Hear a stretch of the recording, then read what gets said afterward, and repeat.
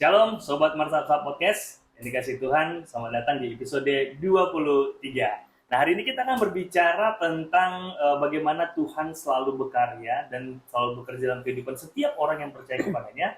Dan hari ini kita berada di rumah abang kita terkasih, Bang Roni Girsang. Siapa beliau?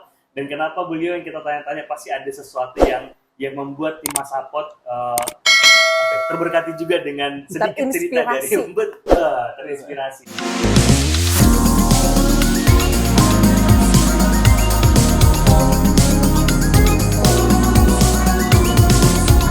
Tapi sebelum ke sana teman-teman, karena podcast kita beda dengan podcast yang lain, kita akan berdoa dulu. Kita akan berdoa dibangun oleh Pendeta Agnes. Baik, kita bersatu dalam doa.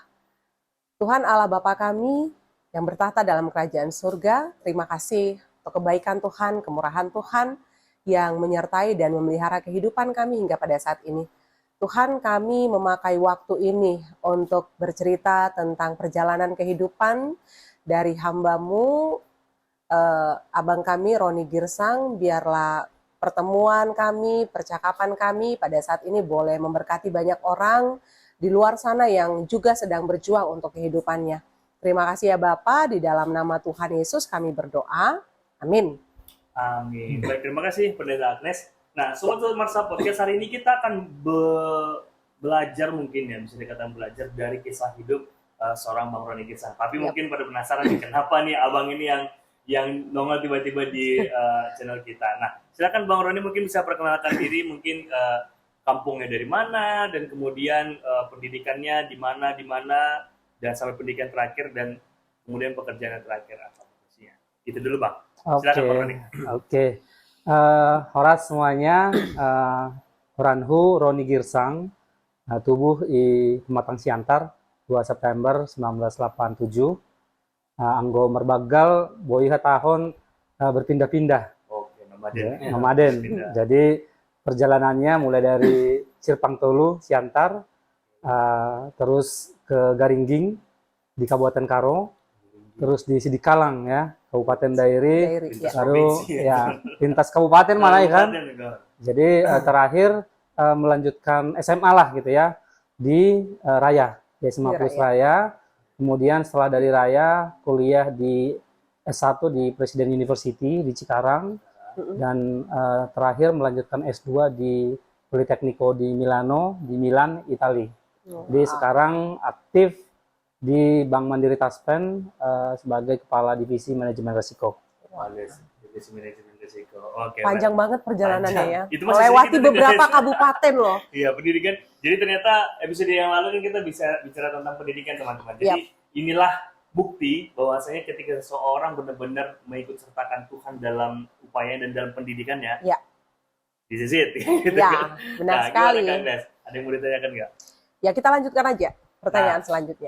Untuk Bang Roni mungkin begini Bang, kenapa kan ini dari desa yang dari Siantar, ini agak aneh, dari kota masuk ke desa, masuk ke daerah Karo di Garingging tadi, dan kemudian ke Cikarang, dan ini kayaknya polanya nggak ada gitu. Kalau misalnya saya dulu di Siantar, sekolah Siantar, baru ke Medan. Kenapa gitu. Berpindah-pindah begitu ya? Berpindah-pindah. Nah, dan apa yang membuat seorang Roni Girsang itu bisa tetap aku harus menimba ilmu gitu kan, aku harus melanjutkan pendidikan gitu. Padahal kan kalau bisa dibilang dari rentetan tadi catatan pendidikannya mungkin ya bukan di negeri juga atau gimana gimana apa sih yang di dalam benak Bang Roni gitu kan akhirnya menganggap itu menjadi satu hal yang penting.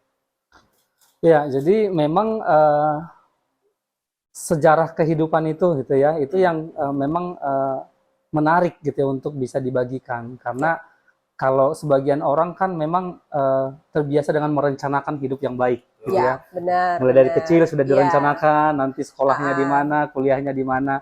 Nah, pengalaman ini memang agak sedikit berbeda gitu. Kenapa? Karena memang tadi terkait dengan kenapa pindah-pindah gitu ya. Jadi memang dulu lahir di Pematang Siantar, kemudian setelah usia 6 tahun memang ditinggal mama gitu ya, ditinggal mama. Jadi karena kondisi pada saat itu, kondisi orang tua tidak memungkinkan untuk mengurus kami, faktor ekonomi lah gitu ya, mengurus kami bertiga, jadi kami 3 bersaudara, maka ya keputusannya adalah dititip-titip lah gitu kan. Iya. Somal donai watta kan. Iya, benar. Dong tadi Pak Namboruni ya kan. Iya. Jadi tinggallah sama Namboru di Garingging. Kemudian memang Naima setelah dari Garingging, kemudian ada kesempatan juga tinggal sama Namboru yang di Sidikalang gitu. Jadi memang perjalanannya itu adalah ya hidup artinya bersama dengan keluarga, dan proses perjalanan pendidikannya juga sebetulnya berjalan ya mengikuti nasib aja sebetulnya. Karena tadi tidak ada planning sama sekali sebetulnya.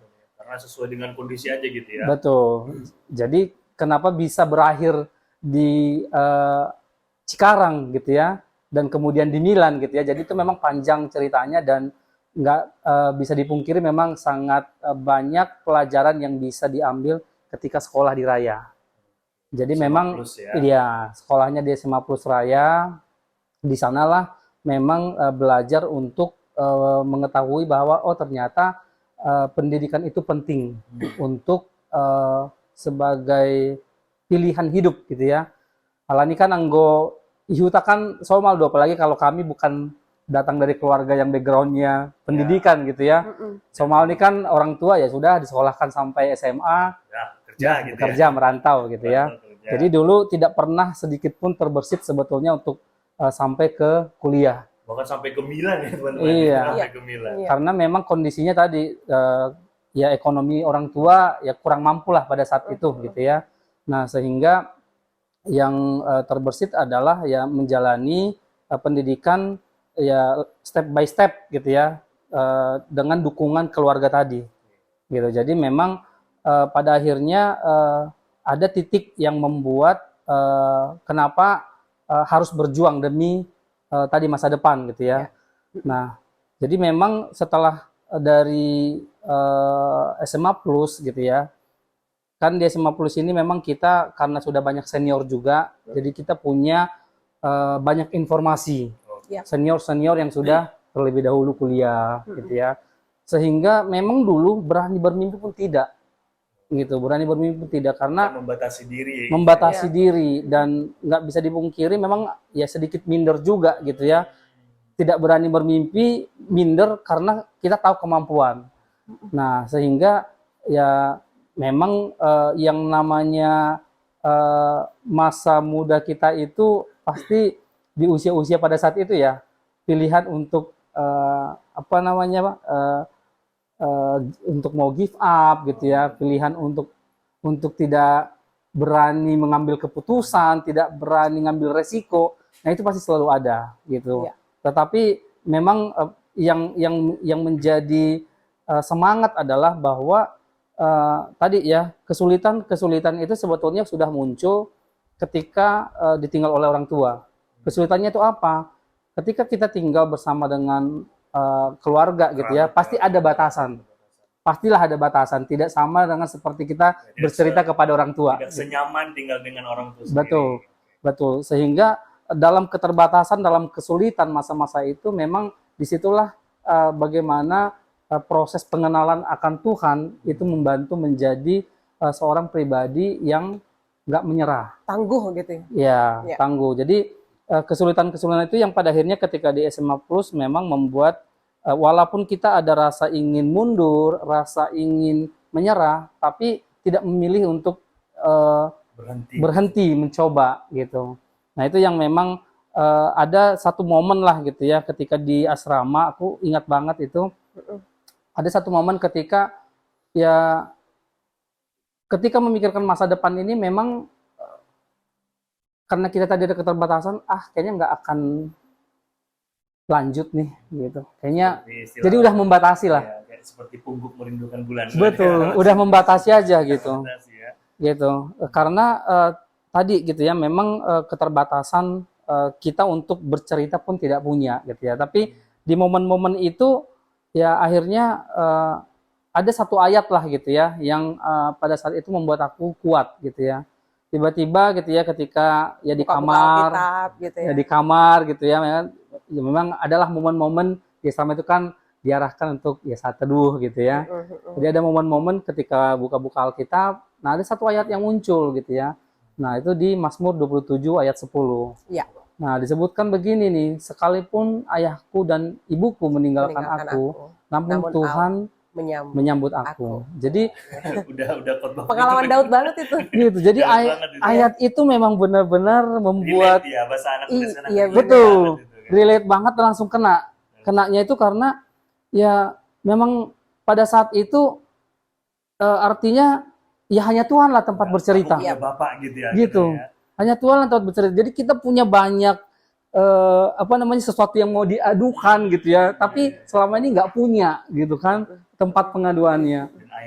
Dan ayat itu yang akhirnya membuat semakin beriman, semakin percaya bahwa ya Tuhan sudah memilih jalan kehidupanku begini, pasti Tuhan akan selalu berikan jalan gitu. Iya. Nah, selama ya aku mengandalkan Tuhan. Nah, jadi itulah memang yang membuat turning point-nya gitu ya. Turning point-nya bahwa ya kenapa harus takut dengan masa depan? Karena ada Tuhan loh.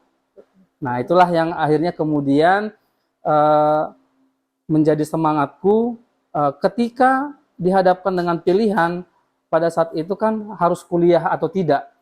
Nah, inilah memang yang karena kita semangat di dalam itu menggebu-gebu harus kuliah. Karena kalau tidak, maka aku akan berakhir ya seperti kakak-kakakku yang tidak punya kesempatan untuk mengecap pendidikan. Oke Bang, sebelum ke sana, nah ini kan seperti yang Bang Roni bilang tadi kan di luar sana banyak orang-orang yang ketika dia terbentur dengan finansial, terbentur dengan ekonomi dan lingkungan akhirnya stuck dan akhirnya berhenti gitu kan. Ya. Nah, apa yang menjadi support sistemnya Bang Roni nih akhirnya pokoknya gue harus belajar terus supaya kan atau bisa, boleh bagi-bagi tips gitu. iya, Gimana kan sih bisa misalnya keluar dari dalam situ ya? Kalau misalnya saya kan ya, mungkin harus juga merefleksikan gitu. Kalau misalnya saya di posisi Bang Roni mungkin Iya. udah SMA plus lulus ya udah kerja di buruh di mana gitu kan, gaji UMR gitu kan. Nah, apa yang membuat Bang Roni ini punya kayak ada trigger yang membuat I have to do something ataupun mau lebih tinggi lagi untuk belajarnya gitu. Gimana Bang? Ya, jadi memang kalau tadi ya dalam kesulitan itu apa yang harus dilakukan gitu ya. Iya. Nah, memang ketika posisi kita di saat itu ya, posisiku di saat itu kan sebagai seorang anak yang sebetulnya tidak punya pilihan, ya, menjalani nasib lah jatuhnya begitu ya. Tetapi memang yang membuat berbeda adalah memang proses itu ya, proses. Dulu ketika awal-awal masuk ke SMA Plus, memang perasaan minder gitu ya, perasaan merasa wah saya tidak layak di sini gitu ya, karena melihat bagaimana teman-teman yang lain disupport oleh orang tua dengan sangat full gitu ya, full support. Nah, namun ketika dihadapkan tidak ada pilihan, ya tidak ada pilihan, maka memulai bertanya kepada kepada hati gitu ya, membatin lah gitu, membatin. Gimana aku mau survive? Gimana aku mau survive? Nah, akhirnya ya di dalam diri sendiri itu sadar betul bahwa kita sendiri tidak mampu. Maka kita butuh pertolongan orang lain, pertolongan ya orang-orang di sekeliling kita yang memang peduli dengan kita. Nah, itulah memang yang menjadi turning point ketika orang-orang di sekeliling ya yang ada di pada saat itu ya istilahnya lingkungan teman gitu ya, orang tuanya teman, guru. Nah, itu banyak menolong. Circle. Betul, circle gitu. Kalau sekarang istilahnya circle ya. Nah, itu yang akhirnya banyak memberikan perhatian ya, yang cukup prihatin lah gitu ya pada saat itu dan sadar betul bahwa memang saya memang layak dibantu. Nah, memiliki pemikiran bahwa tidak salah loh kita menerima bantuan orang lain, itu memang juga nggak mudah sebetulnya. Karena kita pada saat itu di posisi yang minder ya, kecil hati, merasa kita berbeda dari orang lain gitu. Tapi pada akhirnya memang kita yang harus bisa mengelola gitu ya, dan tadi itu dengan pertolongan Tuhan gitu ya, dengan pertolongan Roh Kudus memberikan kita penguatan bahwa menerima bantuan dari orang lain itu nggak apa-apa loh gitu. Nah, itu yang memang jadi supporting system jadinya gitu ya, supporting system. Kemudian ternyata memang benar supporting system ini yang membuat kita as a person juga karakternya jadi semakin baik. Yang tadinya minder gitu ya, jadi percaya diri. Nah, itu positifnya gitu. Kenapa kita perlu punya supporting sistem kita gitu ya. Nah itu yang akhirnya membuat juga tadi itu punya mimpi itu ternyata possible loh ini untuk terbentuk di situ berarti Iya. ya. Jadi berjalan sesuai waktu di situ akhirnya betul. ada mimpi baru yang akhirnya Tapi, Betul. tapi aku penasaran nih ya. Oke, gimana? Tadi kan waktu di SMA Plus gitu ya. Oh, mungkin kita boleh sapa dulu. Hai alumni SMA biasanya- Plus biasanya Raya. gini tuh. Iya. Alumni SMA Apa Plus sih Raya. istilahnya? Ikaspra. Ikaspra. Iya. Ikaspra, subscribe Iya. ya. Nah, iya, aku penasaran tuh. Itu kira-kira ngebuka Mazmur 27 ayat 10 itu kelas berapa gitu? Dan sebelum itu emang udah ngerasa bahwa Tuhan itu ada melalui orang-orang di sekitar atau gimana? Atau setelah membuka itu semakin menyadari, oh ternyata Tuhan gak ninggalin aku di dalam kerapuhan, kelemahan, dan titik terendah gitu ya. Mungkin ada banyak juga titik-titik yang dilewati. Titik rendah lainnya gitu. Iya. Iya, iya, Dalam iya. Tapi proses. melihat tadi itu, kalau saya ya berefleksi, ternyata Tuhan bisa hadir dari teman, dari orang tua teman, dari lingkungan, dari manapun. Iya, Mungkin iya. bisa diceritakan gitu ya. Ya, jadi memang bisa dibilang sih pengenalan akan Tuhan itu sebetulnya sudah terjadi dari kecil gitu ya. Jadi kebetulan memang mama itu dulu adalah ya guru sekolah minggu gitu ya. Guru sekolah minggu yang memang ya gimana lah guru sekolah minggu kalau dulu ya. Kalau Iya. ini kan suka dijewer juga Iya. gitu ya. Jadi Digotil ya, digotil. jadi ya kalau misalkan lupa sedikit gitu ya untuk berdoa, diingetin iya, gitu iya. ya. Jadi memang bisa disadari bahwa ya peran orang tua pada masa kecil itu tuh cukup signifikan membentuk gitu ya, membentuk itu. Nah, karena kenapa aku bisa bilang begitu? Jadi sebetulnya kan tadi karena kehidupan yang berpindah-pindah itu ada satu momen di mana ya aku memang tinggal sendiri gitu ya, tinggal sendiri di kos-kosan lah gitu ya waktu sekolah. Jadi tanpa pengawasan keluarga. Dari keluarga gitu. Nah, jadi ini yang memang menurutku bagaimana Roh Kudus itu juga menjaga ya. Membatasi Betul. pikiran-pikiran yang Betul. mau nakal sebenarnya Betul. bisa gitu. Betul. Nggak ada yang mengawasi kok. Betul, gitu. betul. Karena memang dulu ya, kan karena ada di kos-kosan ini kan semua orang tinggal di situ. Jadi tanpa pengawasan orang tua sehingga semua bebas melakukan apapun. Nah, memilih untuk tidak ikut nakal itu kan sebetulnya Berat ya. gitu karena mayoritas mereka akan mengajak gitu ya untuk yuk melakukan hal yang ya kurang inilah mungkin ya, kurang baik lah gitu. Nah, tapi tadi tuh dengan pengenalan akan Roh Kudus gitu ya, dari kecil udah diajarin. Nah, itu memang cukup membantu menjaga gitu ya. Paling tidak memang situasi juga ya.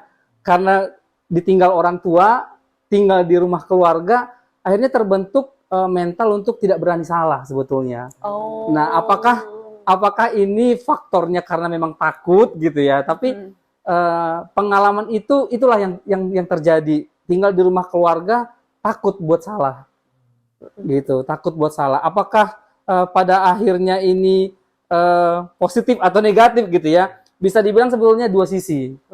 Karena sebetulnya sebagai seorang anak gitu ya melakukan kesalahan kan harusnya nggak apa-apa. Iya. Eksperimen kan di situ ya. Belajar dari kesalahan. Betul, itu istilahnya. eksperimen gitu. Nah, tetapi kemudian akhirnya ini menjadi positif karena artinya jadi lebih dewasa gitu ya. Ketika ada situasi yang sulit diperhadapkan bisa memilih untuk mengambil keputusan yang tidak merugikan diri sendiri. Nah, ini yang memang cukup membentuk. Nah, ditambah ketika join di SMA Plus gitu ya, ketika sekolah di sana memang ada kebiasaan di asrama itu kan yang kita harus ibadah pagi juga gitu ya, kumpul sama-sama. Ya, terus kemudian ada ibadah juga di asrama gitu kan. Nah, ini yang memang circle kita tadi tuh ya, environment kita tuh positif gitu. Jadi udah lebih terprotek, sudah saling support gitu ya. Benar. Ini yang kemudian akhirnya tadi itu cukup membantu untuk menguatkan iman kita bahwa Tuhan itu benar-benar ada dan Tuhan itu pasti akan menolong lah gitu. Itu sih ininya. Tapi luar biasa memberkati sekali ya. Iya. Saya jadi teringat juga waktu masa-masa kecil bagaimana berjuang di tengah-tengah kesulitan perekonomian orang tua dan Dulu Kak Agus lu waktu masa kecil ya. ya masa kecil-kecil. Jadi waktu Bang Roni ini cerita, jadi saya Kayak flashback gitu flashback ya. ke belakang, mungkin apa ya, agak sedikit berbeda, tetapi saya juga merasakan bahwa saya ada sekarang, sekuat ini sekarang, itu karena melewati banyak tantangan, banyak pergumulan yang menurut saya berat. Jadi ini boleh cerita nggak sih? Boleh silakan. Oke. Kita memberi Iya. Jadi dulu saya juga berpindah-pindah gitu. Dulu tinggal di Embong, lalu kelas 2 SD pindah ke Kerasaan. Ada permasalahan ekonomi di keluarga yang begitu berat, dan saya pernah berhenti sekolah 1 tahun, Bang Rim. Ya. Iya pantes gitu, gara-gara masalah itu gitu. Terus pernah juga tinggal di ladang, waktu berhenti sekolah itu pernah tinggal di ladang jadi Parjuma Modong. Nah pada waktu itu musim durian kan, jadi jam 4 pagi sarapan kami durian. Jadi gitu. Montong atau musang? Musang King. Dia sering kayak raya dulu. Iya, terus aku itu nggak menikmati masa kecilku gitu loh. Teman-teman kan main sepeda apa segala macam. Nah, kalau aku nggak pernah jajan Yupi ya berarti ya? Nggak pernah jajan Yupi gitu, nggak kenal dunia jajan apa itu, nggak kenal. Yang aku tahu gimana bantu orang tua, aku jualan nunggu orang pulang wirid, aku jualan jagung rebus gitu. Terus bantuin bapak ke ladang. Pokoknya jauh dari main-main dan lain segala macam gitu.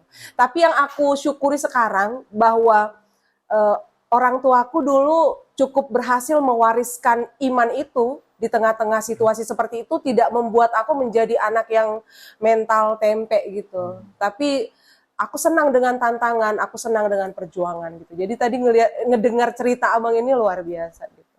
Nah, oke. Kita balik lagi teman-teman ke Bang Roni tadi. Itu sebenarnya takut untuk berbuat salah itu sebenarnya dia ke Anis ya. Ada baiknya, ada enggaknya. Kalau baiknya sebenarnya kayak di dunia kerja itu bagus banget. Gitu. Takut membuat salah, akhirnya dia menurut dirinya jangan sampai salah, berarti dia udah membuat sebuah persiapan supaya nggak salah. Dan atau jangan-jangan mungkin bisa ke dalam diri juga ketika kita membuat salah sama orang lain, Bang Roni mungkin merasa aduh gak enak nih gitu kan. Aduh, kan itu pasti akan terbawa karena itu jadi udah dari kecil, dari zaman dulu. Nah, akhirnya sekarang mungkin itu abang mungkin udah menyadari itu ya, bahwa saya ketika buat satu kesalahan dikit, aduh gak enak nih, aduh gimana. Nah, itu menurut anestesi saya gitu ya. Nah, kita lanjut Bang Roni, tadi kan itu tentang pendidikan dan kemudian sampai akhirnya dapat LPDP. Iya. Ini beasiswa yang kita udah pernah bahas LPDP juga teman-teman, itu sangat sulit sekali gitu kan. Dan sampai sekarang ini yang di dalam benak Bang Roni ini dalam hal capaian hidup nih kan. Kalau teman-teman ini rumahnya udah bagus ya, udah ya kerjanya juga udah bagus gitu ya. Bagus gitu kan. Dan apa sih yang dalam pikiran Bang Roni sekarang mungkin capaian-capaian yang ingin dicapai lagi gitu, ataupun ada mimpi-mimpi yang mungkin yang belum kesampaian, atau mungkin menyadari kayak setelah pergi ke Milan, pergi ke sini, pergi ke mana-mana, kayak nyadar cuman kok gue sampai di sini ya gitu kan. Nah, gimana dan apa yang Bang Roni lakukan? Yang bagian kedua ya, apa yang Bang Roni lakukan ketika menyadari ini karena Tuhan, dan apa yang Bang Roni lakukan gitu untuk supaya aku harus berbuat nih, menjadi berbuah juga karena Tuhan sudah berkarya dalam hidup saya. Ya jadi memang karena tadi ya kita nggak pernah merencanakan gitu ya. Aku nggak pernah merencanakan sedikit pun masa depanku itu akan seperti apa, bahkan sejauh itu. Jadi menjalani hari-hari ya seperti ini aja, seperti layaknya mengalir gitu aja gitu ya. Maka ketika dihadapkan dengan selesai dari SMA Plus, bingung mau kemana sebetulnya gitu kan, karena nggak tahu nih, udah di depan mata itu udah ketahuan, yang ketahuan adalah nggak akan ada biaya untuk kuliah, untuk melanjut. Nah tapi disitulah pada akhirnya aku menyadari bagaimana rencana Tuhan itu luar biasa gitu ya, bahwa rancangan Tuhan itu ya bukan rancangan biasa, kecelakaan ya, betul, tapi dan damai sejahtera. Betul, dan bukan rancangan yang biasa loh. Yang biasa itu artinya apa? Kadang-kadang kita kan udah bisa ngukur, ya segini juga nggak apa-apa deh gitu. Iya benar-benar. Ternyata Tuhan itu kasih yang jauh melebihi akal pikiran. Nah, jadi kalau dulu kan di SMA Plus itu pengennya kemana nih? Ke ITB, Iya. ke UI, Orang-orang yang ke udah masuk STAN. sudah jelas dia kemana Iya. gitu. Kan udah ada gambaran gitu ya. Bang Roni sendiri belum ada gambarannya. Bang. Gak ada gambaran, kenapa? Karena nggak berani. Contoh misal, kalaupun mau mencoba STAN, tapi kan dia hanya gratis biaya kuliah. Hidupnya nanti gimana gitu kan? Kosnya nggak ada. Betul, nggak berani gitu ya. Nah sehingga waktu itu ya mencoba untuk yang paling possible apa sih? Ya udah coba diusul deh. Nanti kira-kira ya supaya bisa bertahan hidup ya kebetulan waktu itu ada inilah tadi circle tadi ya, ada Iya. abang yang tentor di Oke. Bima Bima.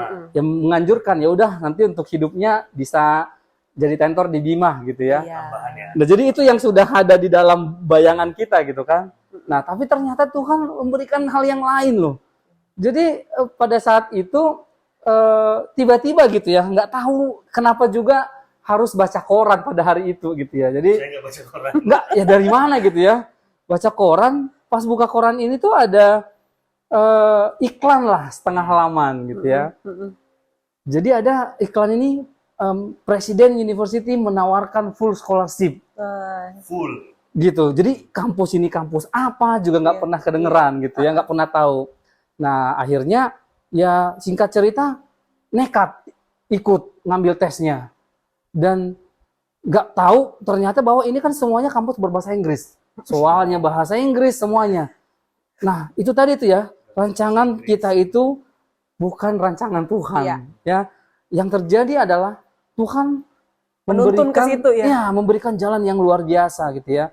Sehingga lulus di Presiden University dengan beasiswa penuh. Wah. Tuition fee dibayar, tinggalnya juga dibayar, uang buku dibayar. Jadi memang pure hanya bawa baju aja ke sana gitu. Jadi ini yang akhirnya membuat berpikirnya itu bahwa nggak terbatas loh kuasa Tuhan itu tuh Tuhan mau jadikan kita apapun bisa Iya. gitu. I like Itu yang kemudian akhirnya menjadi motivasi bahwa Tuhan memberikan kemampuan lah gitu ya untuk bisa mencapai hal yang lebih lagi sehingga ya semangat untuk menunjukkan bahwa yang keterbatasan ekonomi adik-adik yang ada di kampung sana gitu ya kalian juga bisa loh Iya, gitu bisa. Kenapa? Karena saya juga udah membuktikan bagaimana Tuhan bekerja Yap. gitu nggak pernah sedikit pun kepikiran akan sampai ke Milan gitu ya Iya. Ini sekolah. Negara favorit saya itu. Betul, ya kan?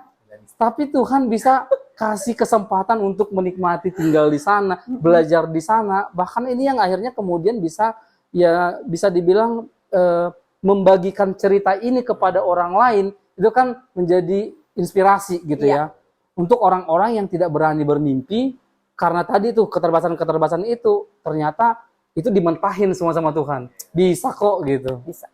Gitu. Jadi buat sobat-sobat Masalah Podcast, buat kamu yang mungkin ngomong apa enggak cuma omongan aja. Iya. Ini buktinya. Ini buktinya, real ya, nyata. Bahwasanya itu tidak hanya omongan semata, tapi ketika kita menempatkan Tuhan sebagai prioritinya kita, dia akan bekerja dengan begitu unik ya. Iya. Bisa bilang unik gitu Unik, Unik. betul. kan. Dan misteri karena nggak bisa kita seperti Amsal 16 ayat 9 kan. Hafalan saya tuh. Hati manusia memikirkan jalannya tapi Tuhan yang menentukan menentukan Betul, arahnya. betul. Benar Betul. banget. Nah, jadi sobat-sobat Mas Podcast, nah itu sebagian kecil dari cerita Bang Roni Girsang. Nah, nanti sebelum masuk kita ke bagian kedua, kita break dulu.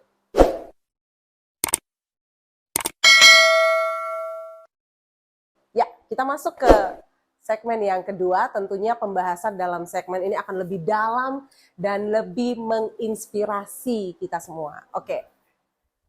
Ya, ini kita mau tahu nih, Bang. Sobat-sobat Masapot yang menyaksikan channel ini juga ingin tahu mulai dari perjalanan sekolahnya, kemudian SMA, SMP, kuliah itu kesulitan-kesulitan apa atau tantangan terberat apa yang pernah dialami gitu. Mungkin nanti dari sini itu bisa menjadi semangat bagi orang-orang yang melihat channel ini. Ya, jadi kalau berbicara tentang kesulitan itu memang sangat banyak sebetulnya gitu ya, karena sebetulnya dengan tidak punya ibu lagi pun itu Itu sudah kesulitan kesulitan yang udah sangat besar ya. besar. Kenapa? Kayak tadi ya, tidak berani mengadu. Iya, Itu benar. udah sulit sebetulnya. Takut salah, Iya. itu udah sulit sebetulnya. Tapi ada beberapa titik gitu ya dalam kehidupan ini memang yang kalau bisa aku simpulkan adalah memang penderitaan itu adalah cara Tuhan untuk menolongku. Ya. Gitu, menolong dalam artian apa? Supaya aku lebih lagi mengandalkan Tuhan. Gitu. Jadi ada momen-momen di mana ya kita nggak bisa melakukan apapun. Jadi menerima aja kondisi itu.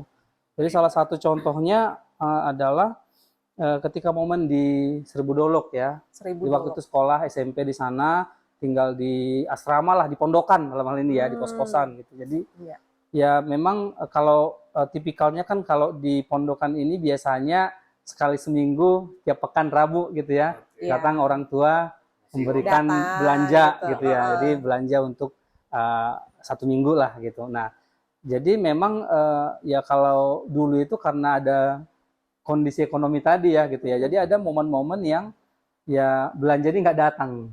Iya. Gitu. Jadi nggak hari Rabu yang kita berharap wah bisa ke pekan nih gitu ya. Tapi nggak bisa ke pekan. Makan proma. Nah, jadi memang betul gitu karena datang, gitu. betul karena nggak datang akhirnya ya nggak makan gitu. Iya. Karena memang nggak punya. Jadi sempat nggak makan. Sempat nggak makan. Jadi ada momen ya waktu itu ya memang ada momen kita masih tinggal berdua nih sama abang lah gitu ya. Jadi ada pengalaman kita 3 hari nggak makan. Wow. Jadi karena udah saking laparnya yang kita lakukan apa? Kita akhirnya ke ladang ya, ke ladang mengomo lah gitu ya. Apa itu namanya? Matharwan. Marombo. Indonesia mungkin bekerja di ladang orang. Bekerja di ladang orang. Bekerja di ladang Tuhan. Bekerja di ladang orang. Dan waktu itu ya memang artinya itu kan sesuatu yang sebetulnya belum pernah dilakukan gitu ya. Marombo itu. Tapi ini sambil sekolah. Sambil sekolah. Sore dong. Jadi pulang sekolah Marombo gitu ya. Berapa dapatnya Bang? 5.000 satu hari. Gaji pertama begini. Jadi gaji pertama saya itu 5.000. 5.000 gitu. Dan si abang juga ikut? Enggak, karena abang memang kebetulan punya keterbatasan fisik ya. Jadi enggak fit lah gitu untuk bekerja. Ya. Nah, jadi itulah salah satu titik yang kita lalui ya, di mana ya akhirnya menahan lapar dan berserah sama Tuhan gitu ya. Artinya Tuhan ya kami lapar, tapi kita nggak bisa melakukan apa. Jadi ya kita laluin dulu, tapi lewat itu akhirnya ya harus ada action.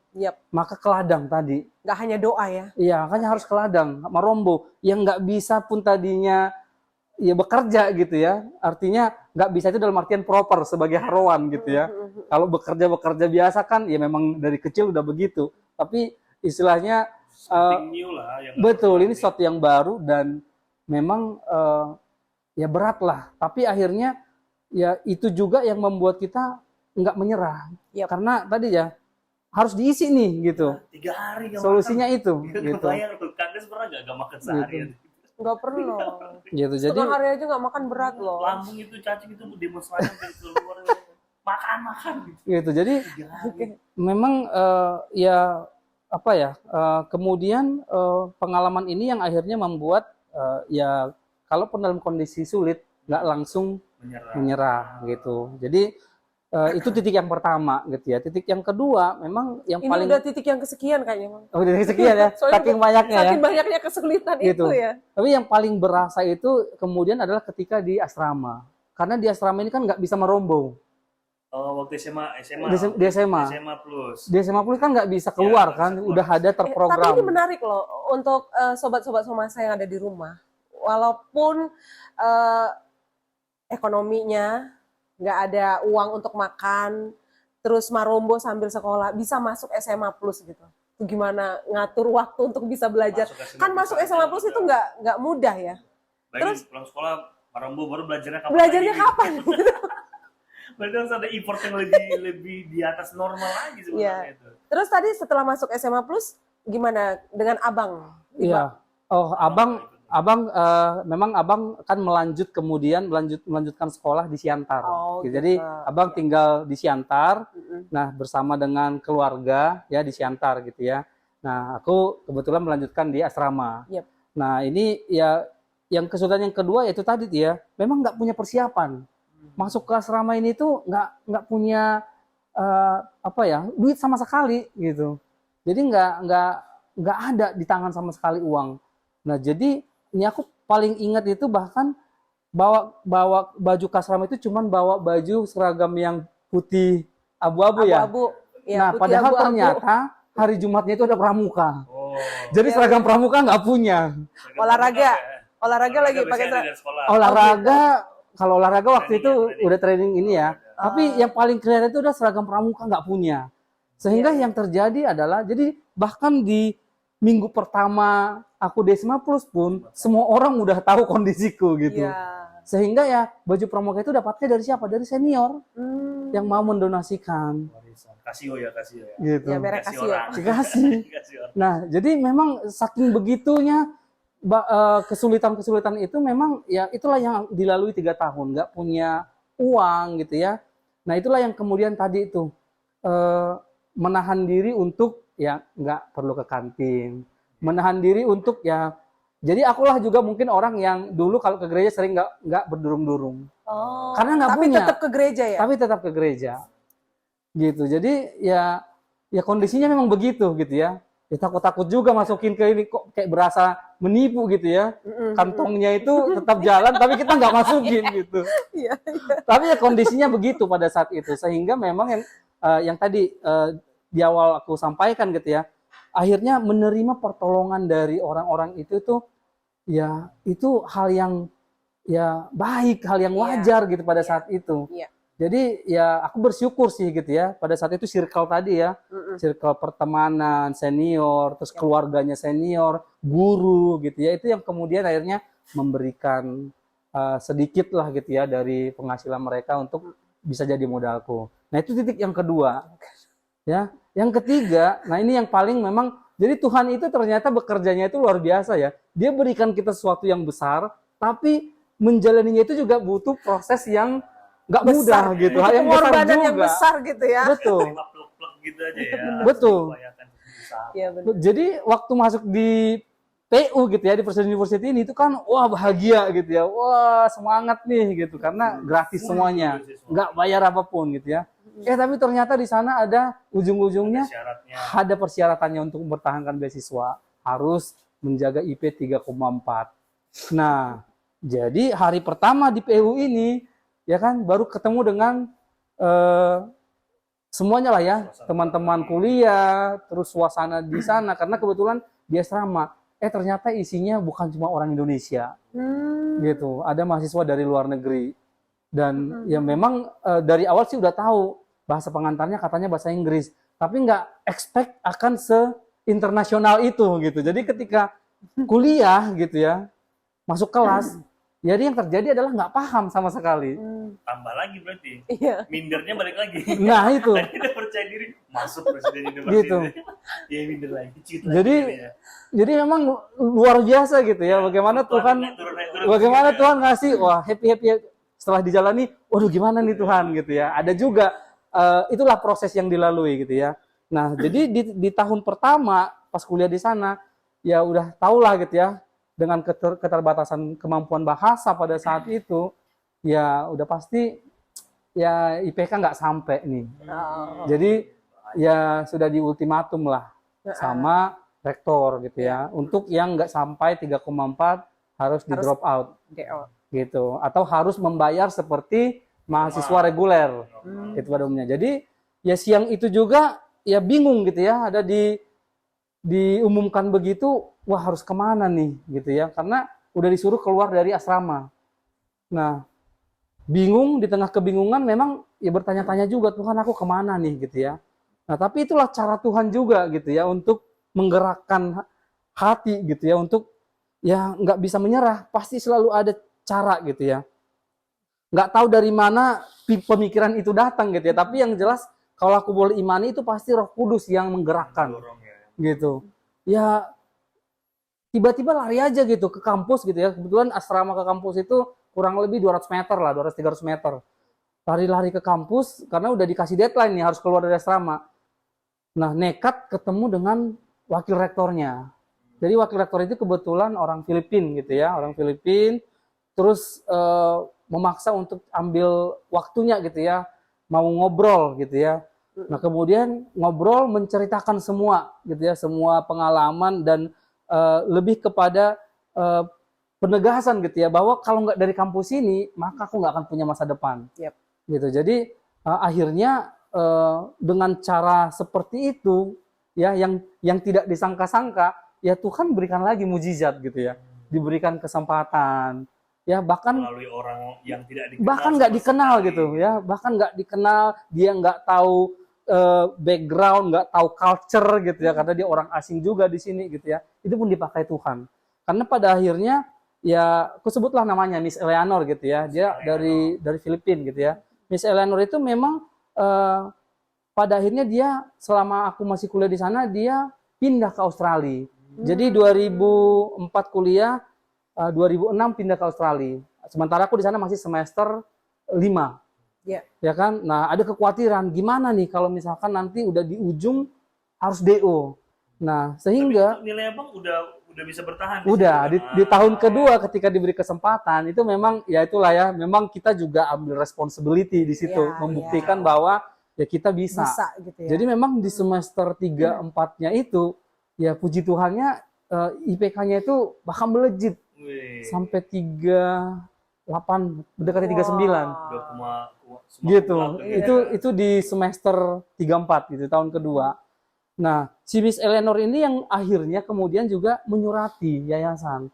Jadi si anak ini tolong kalau boleh dikawal gitu ya. Karena dia kalau nggak dari kampus ini maka nggak akan ada masa depannya.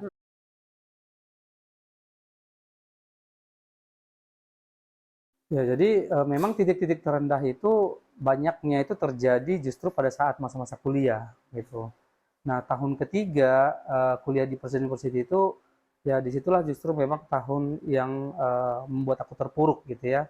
Jadi tadinya aku udah punya bayangan-bayangan nanti setelah lulus dari sini aku akan menolong kakakku gitu ya, abangku. Nah, karena kami memang nggak pernah tinggal bersama lagi gitu ya semenjak umur 6 tahun itu gitu. Apa yang terjadi bang? Padahal kan tadi IP-nya udah sampai 3,8, 3,9, apa yang terjadi? Iya, jadi tiba-tiba terpuruk. Iya, jadi memang aku ingat banget gitu ya. Itu kan Januari 2006 gitu ya. Kakakku tuh merit gitu ya. Aku bahkan nggak bisa hadir di situ pada saat dia merit. Di bulan November gitu ya. Di tahun yang sama. Di tahun yang sama gitu.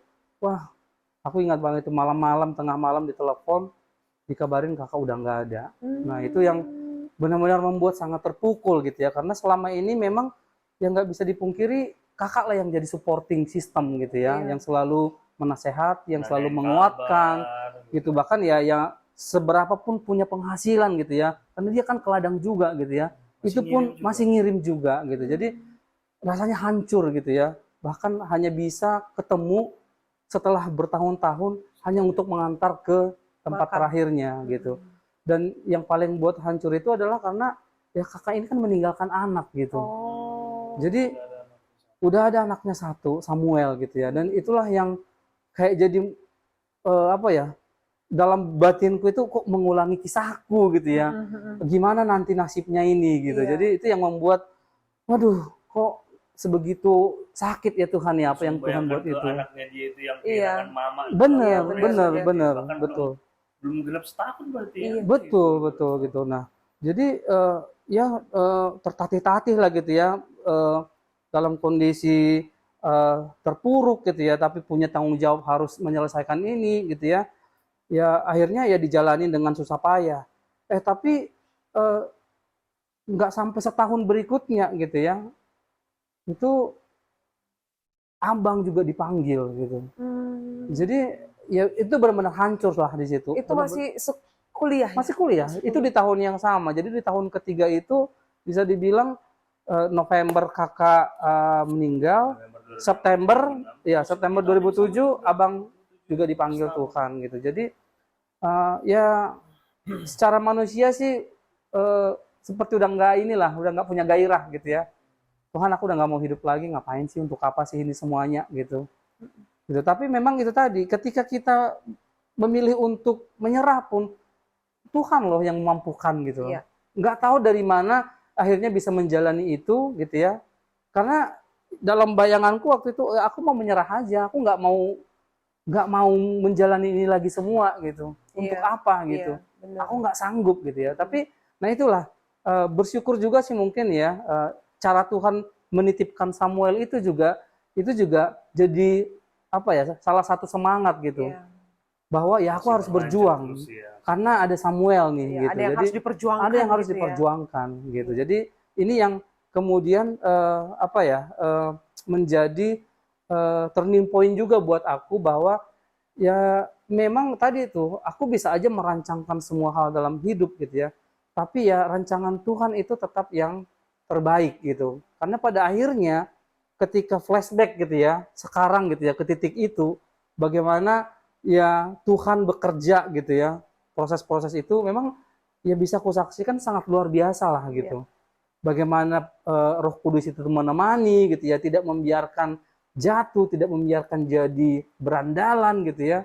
Nah itu bukan sepenuhnya kemampuan kita gitu, bukan karena kita yang kuat gitu ya, tapi karena memang Tuhan yang Tuhan yang memampukan. memampukan. Itu sih ininya memang. Jadi semester 3 ya.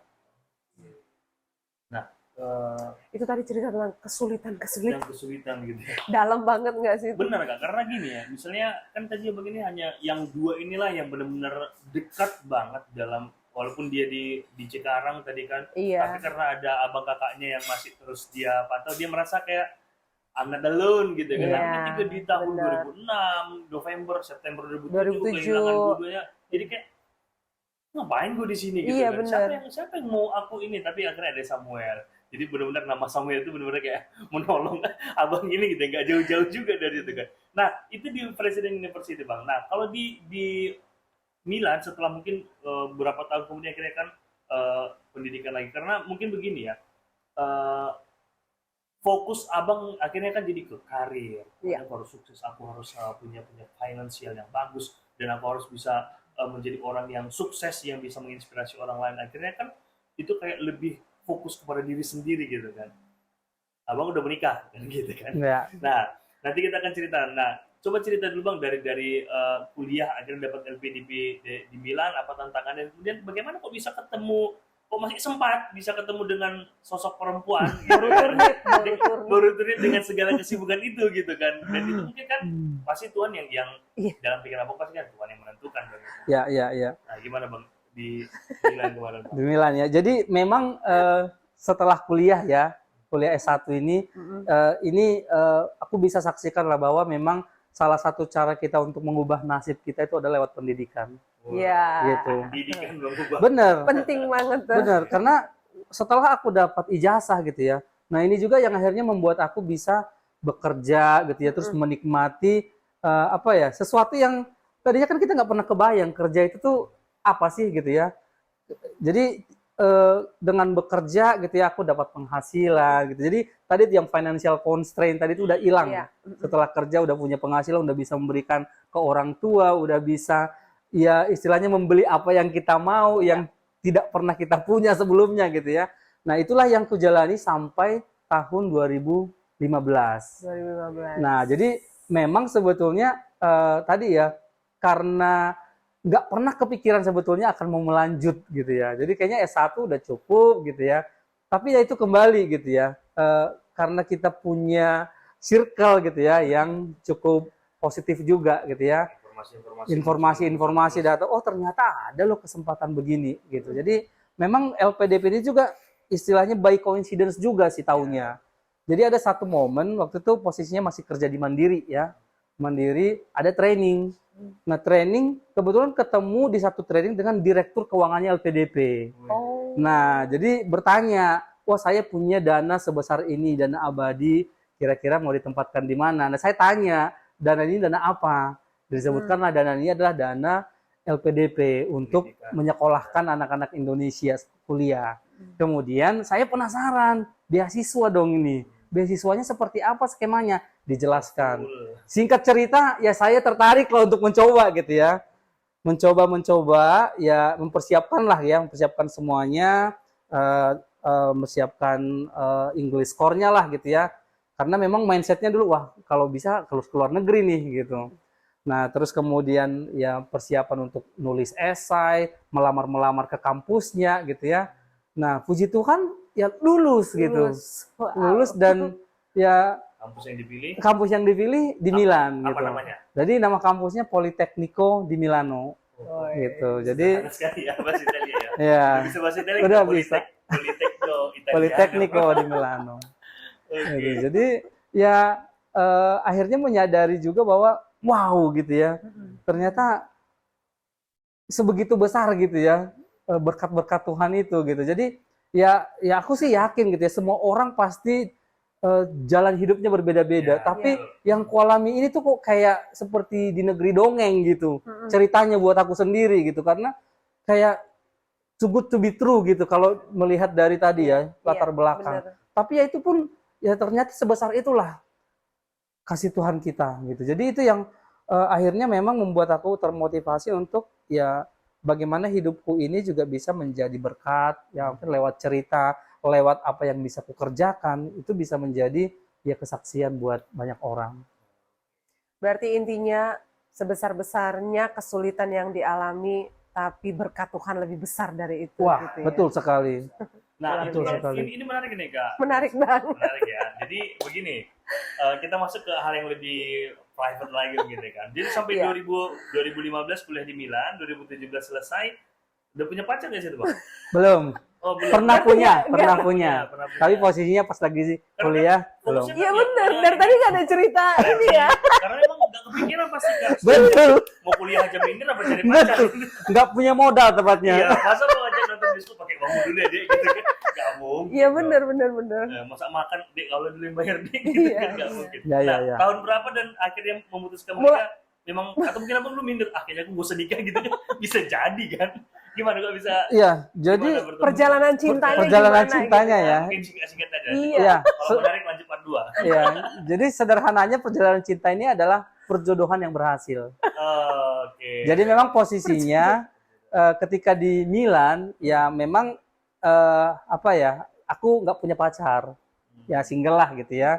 Nah, tapi memang sebelum ke Milan itu dulu kan aku kan memang pemuda di Bekasi ya. Oh. Jadi pemuda di Bekasi ini jadi adalah ibaratnya satu keluarga gitu ya, ya keluarga tantenya istri lah gitu ya, tantenya Iya. istri di Di Bekasi. Bekasi. Nah kebetulan waktu itu aku kan tinggalnya sama keluarga pendeta Wilmar gitu ya, Oh. tinggal di rumah itu.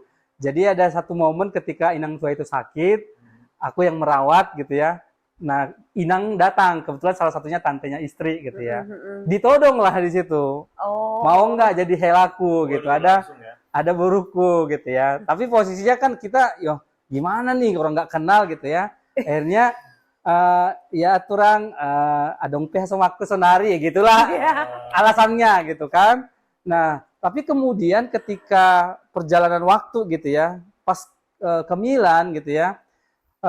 Ada momen di mana memang aku komunikasi lah sama inang tua ya, istrinya pendeta Wilmar, ngobrol, aduh kado bamu inang tua ulang tahun ham. Jadi pesannya memang mopo maho katanya gitu. Ya, jadi karena diminta mopo gitu ya sama inang tua, kepikiran juga, waduh nanti kalau pulang dari sini belum punya calon, repot juga ya gitu ya. Nah jadi akhirnya ya memang di sana sambil nyari-nyari juga sebetulnya gitu ya, tapi ya kondisinya memang nggak ada gitu ya. Ada kriteria nggak Bang? Pada waktu itu? Kriterianya pasti memang Perempuan lah.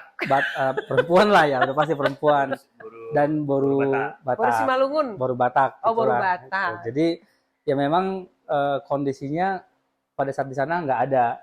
Akhirnya ketika Kalau ada bisa. kalau nggak ada berarti nggak jodoh, berarti bisa jadi nggak jodoh ya. Gak ada jodoh yang tertukar sebenarnya. Gak ada jodoh yang tertukar. Nah akhirnya sempat kepikiran waktu itu memang oh iya waktu itu kan ada inang yang di pendeta. Bekasi itu bilang gitu ya. Oh, Jadi iya. udah sempat ngobrolin memang namanya, tapi karena nggak apa ya Fotonya dikirim waktu itu. nggak dikirim, jadi Facebook. hanya namain aja yang sekilas Sekilas. gitu ya. Terus cobalah dicari lewat Facebook memang, mencoba mencari. Terima kasih Bang Zuckerberg. Ya, thank you ya. Thank you. Terima kasih teknologi ya. Berarti. Mak Pai udah Terima kasih senyum-senyum loh di teknologi. sana. Udah nungguin ya. Ya kan? Terus akhirnya coba cek. Terus dilihat lah pertemanan kan. Oh. Oh, kayaknya ini nih gitu ya. Terus pas Masuk ulunya. klik lah gitu ya. Ih, cantik kali rupanya gitu. Kok baru dilihat sekarang gitu kan? Cantik semua. Bergetar nggak waktu? Cantik Beneran, semua. tapi ini jujur lah gitu ya, karena good looking ya ternyata ya gitu ya. Dan Jadi belum pernah ketemu berarti langsung. Ya. Cuma Nina tuh Nina ya. Nah betul, nggak pernah ketemu langsung, tapi memang sudah pernah diceritakan sedikit sama inang tua pendeta. Karena dulu kan inang tua pendeta Wilmar sama pendeta Wilmar lah kan dulu pelayanannya di Lampung. Jadi masih sempat ketemu sama ya orang tua, mertua lah gitu ya, mertua gitu. Jadi ya setelah lewat Facebook ini mulailah berkomunikasi, ya membangun komunikasi, ya kemudian akhirnya tukar handphone lah gitu ya, ya ngobrol lah lewat handphone, membangun komunikasi, dan kemudian ada kesempatan waktu itu pulang, jadi mengerjakan tesis di Indonesia. Oh. Jadi pas mengerjakan tesis di Indonesia ketemu lah gitu ya di Lampung. Oh, abang ke Gitu. Lampung Aku gitu. ke Lampung, ketemulah di Lampung. Terus ya ketemulah juga sama keluarga yang di Bekasi gitu ya. Ya memang ya bergumul juga lah gitu ya, bergumul karena kita kan masih berjauhan gitu Dan ya. baru kenal. Dan baru gitu ya. kenal, pasti bertanya-tanya juga lah ini kemana nih arahnya. Tapi puji Tuhannya memang ya kalau kita memang udah niatnya udah ya saya mau berumah tangga dengan wanita yang dipilih Tuhan gitu ya. Jadi ya memang selalu dibawa dalam doa. Ketika prosesnya ada konflik pun kita selalu bisa istilahnya solusinya itu adalah yuk ke Tuhan dulu yuk. Tanya dulu yuk. Jadi momennya itu memang ya ada juga momen ketika ya karena hubungan jarak jauh ini beda waktu juga. Jadi ada kondisi wah kayaknya ini komunikasi nggak bisa jalan nih. Gitu. Tapi ya permasalahan-permasalahan itu bisa dilalui karena kita sama-sama saling juga gitu ya.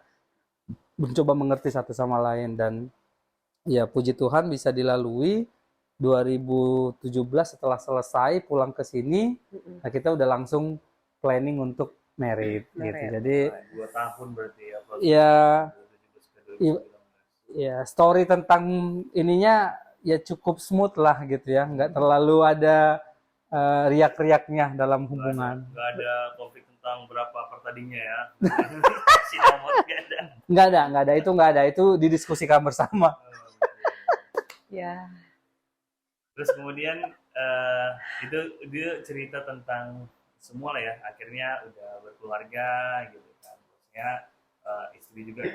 Ternyata proses juga nggak sebiasa. Istilahnya kita bilang nggak biasa gitu dengan semua orang Lampung di Bekasi. Udah kesana kemarin lah prosesnya. Kita kenalnya waktu di Italia, stalking waktu di Italia lagi gitu kan. Betul. Tesisnya berarti di tesis abang ada juga untuk yang terkasih namanya ada. Ada nggak ya? Biasa gitu. Ada nggak ya? Nggak ada karena nggak ada halaman itu. Kalau nggak ada halaman untuk itu. Nggak ada halaman untuk Di itu. Indonesia bisa tulis. Kalau di Indonesia bisa panjang ya. Panjang. Nggak ada Kalau halaman RT untuk itu. saya gitu biasanya banyak. Nah, terima kasih Bang Roni dan itu tadi kan secara umum ya teman-teman. Nah, jadi Bang Roni juga orang Kristen ya, Kristen dan GKPS. Nah, jadi coba ceritain Bang gitu kan. Jadi kan dengan semua yang sudah Tuhan lakukan, dengan semua proses yang panjang tadi yang udah kita bahas mulai dari SMP dari yang nggak makan 3 hari udah kayak apa 3 hari nggak makan itu udah out of mind juga itu dan kemudian semua proses itu ketemu Miss Filipina dan sampai sekarang itu dan bagaimana apa respon abang kepada Tuhan maksudnya ada kayak aku harus begini nih karena udah Tuhan udah begini ke saya. Nah apa kira-kira yang sudah abang lakukan ataupun ada misi ke depan yang pengen abang lakukan untuk sebagai ucapan terima kasih ke Tuhan. Iya, jadi memang setelah apa yang Tuhan kerjakan gitu ya dalam kehidupanku itu, ya akhirnya ada di satu kesimpulan bahwa ya hidupku itu harus berbuah, gitu. Jadi buahnya dalam bentuk apa? Tentunya ya keberadaanku harus bisa menjadi berkat untuk orang lain. Jadi dalam bentuk apapun yang kukerjakan gitu ya, ya itu harus bisa menyatakan kemuliaan Tuhan. harus bisa menyatakan bahwa ya apa yang kunikmati hari ini itu pun ya Tuhan yang berikan Karena Tuhan, gitu. iya. Sehingga bagaimana hidupku bisa menjadi kesaksian, bisa menjadi motivasi ataupun inspirasi untuk orang semakin percaya gitu ya bahwa Tuhan itu jauh lebih besar dari semua permasalahan yang kita punya gitu. Yep. Nah, kalau sebetulnya berbicara tentang misi gitu ya, ya again gitu ya, kita nggak pernah punya perencanaan harus mau menjadi apa. Tapi kalau Tuhan izinkan mau menjadi apapun, maka hidup itu harus menjadi berkat. Gitu. Jadi lebih kepada apa yang bisa saya kerjakan gitu ya, apa yang bisa aku kerjakan selama itu mempermuliakan nama Tuhan gitu ya, ya itulah yang harus ditempuh. Gitu. Karena gini, nggak ada juga mungkin orang yang berpikiran oh saya harus jadi anggaplah presiden, saya harus jadi bupati misal. Tapi untuk menjadi berkat nggak perlu seperti itu. Dengan keberadaan kita sekarang pun, selama kita bisa memaksimalkan apa yang kita punya ya untuk melayani Tuhan, bisa berdampak. Nah, semampu kita apa yang kita bisa kita kerjakan untuk mempermuliakan nama Tuhan.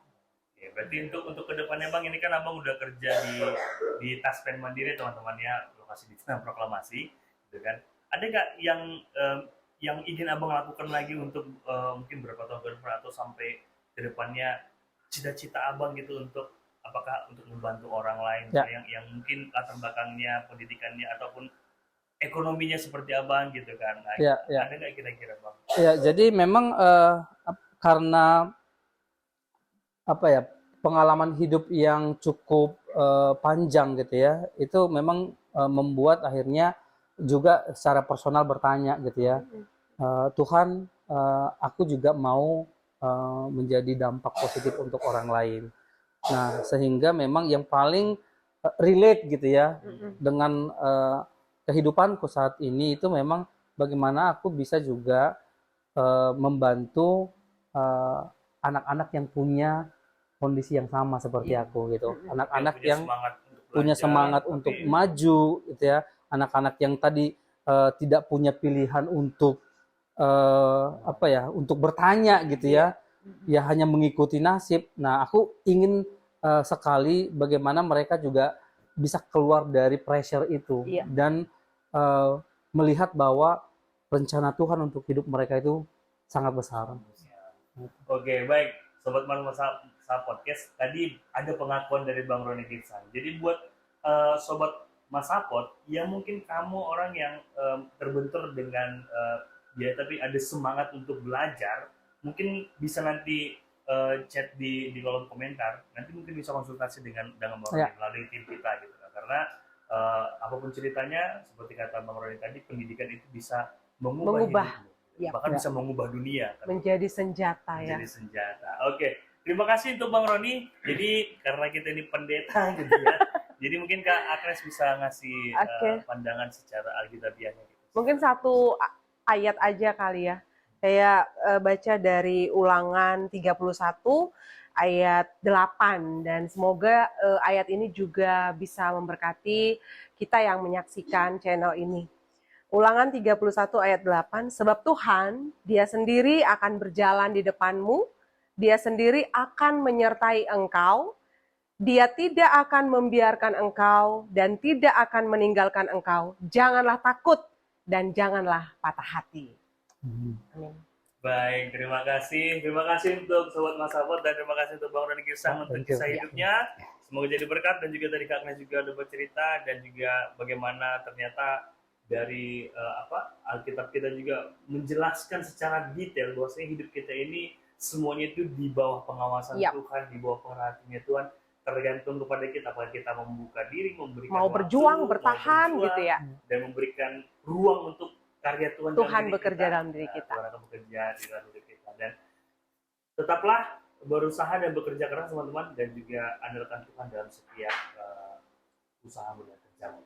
Terima kasih, sampai ketemu kembali di episode selanjutnya dan jangan lupa di like, komen dan subscribe ya channel ini, dan untuk teman-teman yang mungkin bisa membagikannya kepada keluarga, kepada siapapun, bahwasanya hidup kita ini juga bisa menginspirasi orang.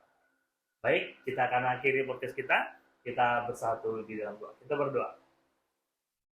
Bapa di surga, terima kasih Tuhan untuk ketetapan-Mu yang telah Engkau jadikan di dalam kehidupan kami, secara khusus pada abang kami, Bang Roni Girsang. Dengan semua perjalanan hidupnya, Tuhan menunjukkan betapa Tuhan yang berkuasa atas dirinya, atas hidupnya, atas karirnya, atas keluarganya, dan atas profesinya sampai saat ini. Terima kasih untuk semua cerita yang telah dia jalanin dan telah dibagikan kepada kami, kepada sobat-sobat Marsapsa Podcast. Kami merasa bahwasanya ini adalah cara Tuhan untuk menginspirasi orang lain melalui abang kami, Bang Roni Girsang. Dan biarlah kiranya Tuhan, semua yang telah kami bahas di dalam podcast kali ini memberkati setiap orang yang mendengarnya dan semakin memiliki semangat dan juga kualitas hidup yang tetap percaya bahwasanya Tuhan tidak pernah meninggalkan umatnya yang percaya kepadanya. Terima kasih Tuhan. Di dalam nama anakmu Tuhan Yesus Kristus kami berdoa. Amin. Baik, sampai ketemu kembali sobat-sobat sahabat podcast. Dadah.